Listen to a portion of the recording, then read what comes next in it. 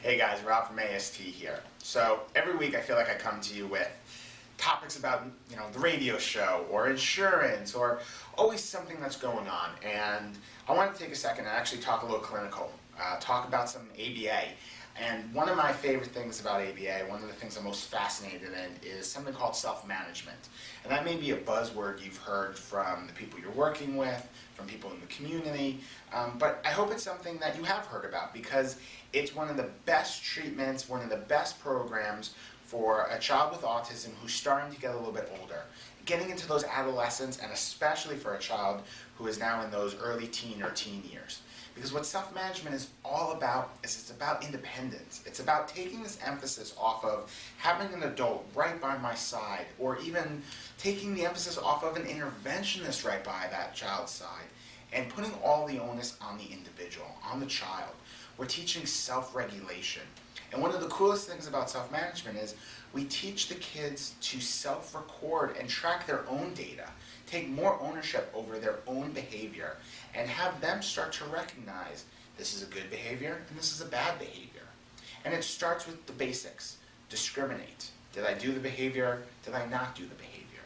And then that can evolve into, did I do the behavior once, twice, 3 times, or even what happened before the behavior, what happened after the behavior. You can actually use self-management to have kids recognize their own ABCs, or antecedent behavior consequence sequence.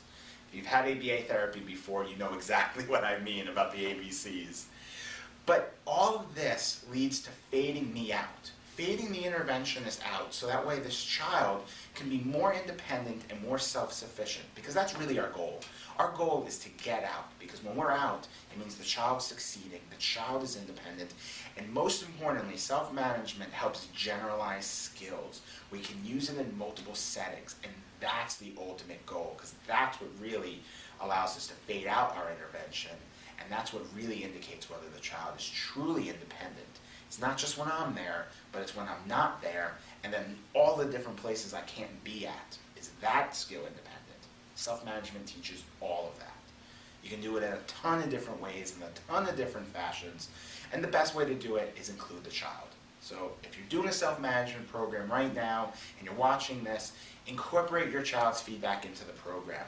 Give him or her a little bit of a say into what he's working for, how he's going to record.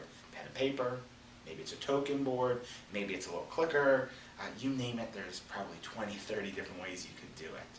If you have more questions about self-management, feel free to come to our website, autismtherapies.com. There's a little bit of stuff there. I think I've written a couple of things about it myself. You could also go to our Facebook page. I know we're going to be updating some things about self-management. Or it's something that you could probably get more information from Autism Speaks and other parent groups out there, because this is a really big topic right now and a really big thing for adolescents and teens with autism. Until next time, I'll see you later. Bye guys.